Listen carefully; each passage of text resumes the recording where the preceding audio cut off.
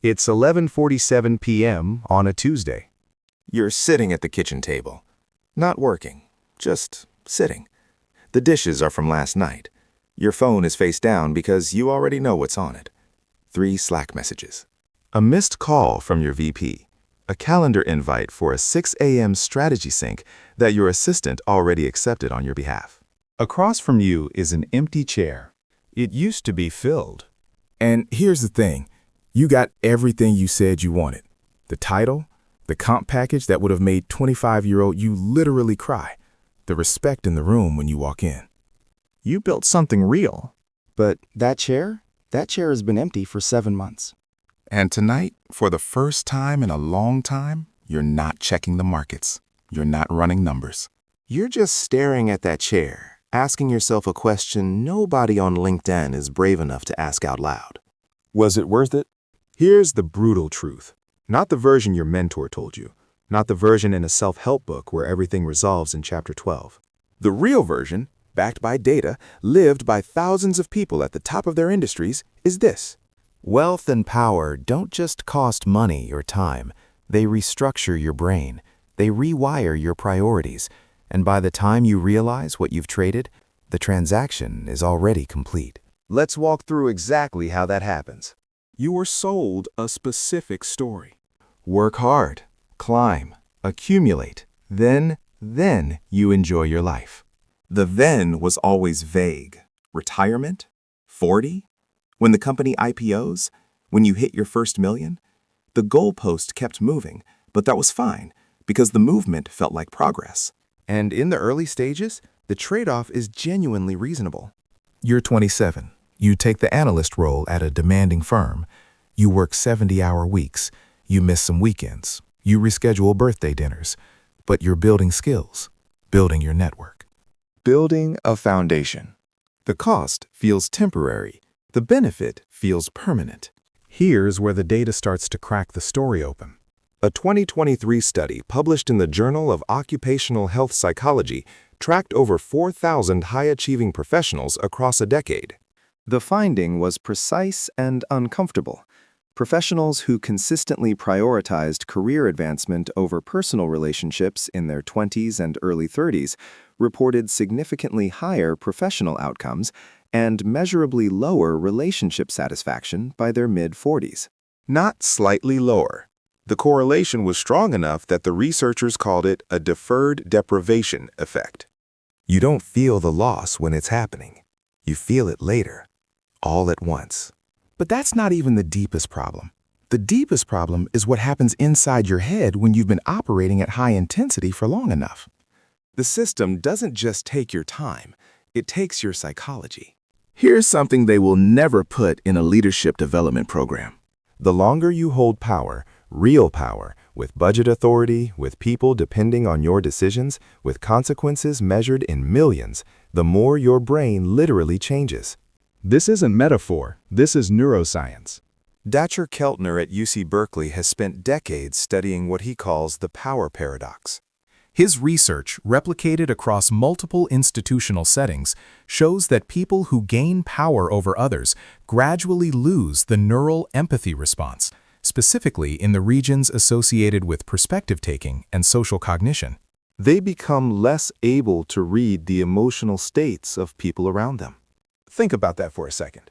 The skills that got you the power, the ability to read a room, to understand what your team needed, to connect with clients on a human level, those very skills degrade because of the power.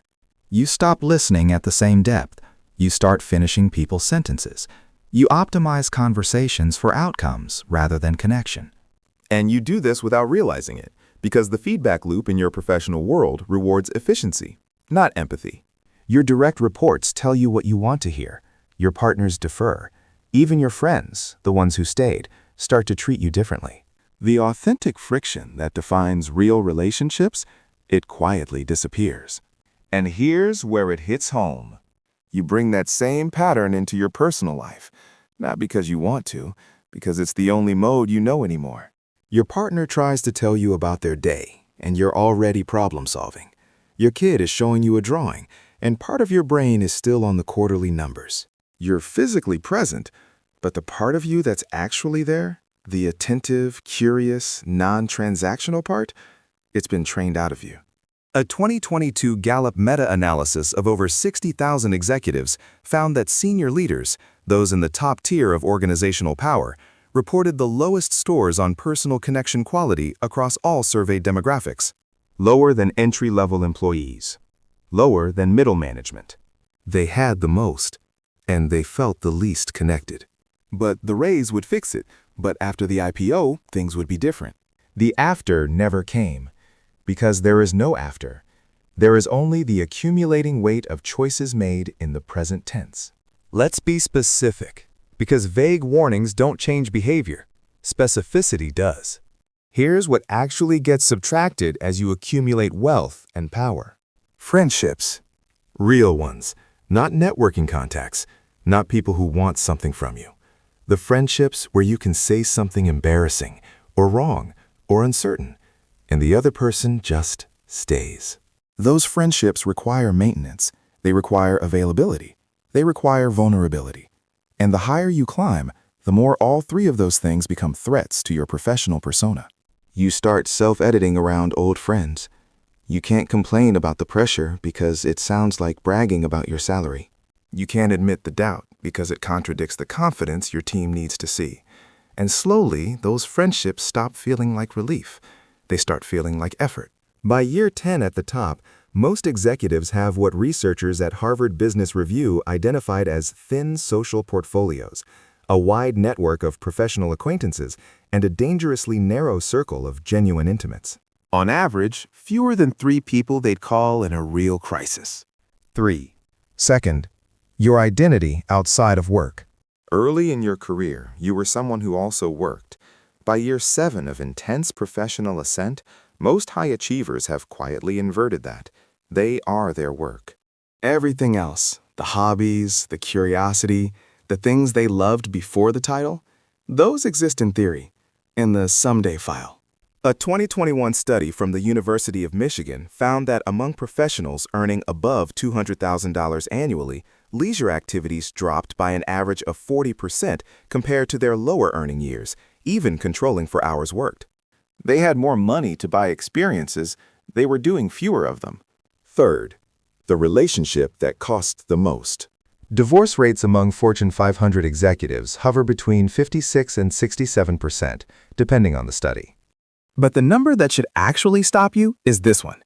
In post-divorce surveys, the most common reported regret among high-earning professionals isn't the divorce itself.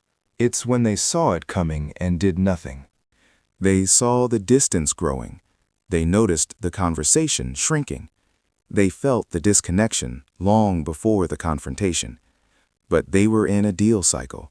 But Q4 was critical. Here's the part nobody talks about. The system, the corporate system, the startup system, the finance system, any high-performance ecosystem is not designed to protect you from this. It is specifically, structurally designed to extract the maximum amount of your cognitive and emotional resources while keeping you just satisfied enough to stay. The equity vesting schedule is not a reward. It's a behavioral cage. Golden handcuffs don't feel like handcuffs until you try to leave. And the people around you in that system, they're not villains. They're just participants. They've made the same trade-offs.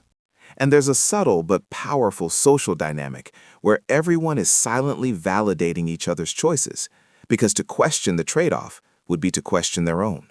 So nobody questions it. You just work more, you optimize more, you make more, you achieve more. And you sit alone at a kitchen table at 11:47 p.m., staring at an empty chair, trying to remember the last conversation you had that wasn't about work. Nassim Taleb has a concept he calls silent evidence. The boats that sank don't come back to the harbor. You only see the ships that survived. The people who made the trade-off and lost everything quietly, the divorces, the estrangements, the private collapses, they don't write the LinkedIn posts. They don't keynote the conferences. You only see the winners, and the winners never tell you the full invoice. I want to be precise here. This is not a speech telling you to want less. Ambition is not the disease. Unconscious ambition Ambition without an honest accounting of its costs, that's the problem. The people who navigate this best, the ones who build real professional impact and maintain genuine personal lives, share one uncommon characteristic. They treat their personal relationships with the same strategic intentionality they apply to their careers. Not work-life balance. That phrase has been drained of all meaning. I mean something harder and more specific. Deliberate, non-negotiable investment in the relationships and the experiences that make you a full human being. Not because it makes you more productive, but because it is the whole point. Cal Newport, in his research on deep work and lifestyle design, found that the highest functioning professionals weren't the ones who worked the most. They were the ones who were ruthlessly intentional about what they were working for, and equally ruthless about protecting what they decided was non-negotiable in their personal lives. The boundary isn't just a boundary, it's a statement of values. And when you draw it and hold it, you don't just protect your relationship, you remember who you are outside of your title. So here you are. Maybe you're early in the climb. Maybe you're already at the top, and that empty chair feels uncomfortably familiar. Maybe you're somewhere in the middle, feeling the pull in both directions. The question isn't whether you should want to succeed. The question is whether you're being honest, radically, unflinchingly honest, about what success is costing you. Right now, not eventually, not when the pressure lifts. Right now, in the daily arithmetic of your time and attention and presence. Because wealth can be rebuilt, power can be reclaimed, companies can be relaunched. But the years when your kids were 7 and 9 don't come back. The decade of your 30s, when your health was intact and your parents were still alive, and the person who loved you most was right there, that decade doesn't come back. The market closes every day and opens again the next morning. Some things only close once. Know what you're trading, know what it's worth, and make the trade with your eyes open. That's the brutal truth. If this hit differently than you expected, share it with one person who needs to hear it. And if you want to go deeper on how top performers actually restructure their lives around what matters, that's the next video.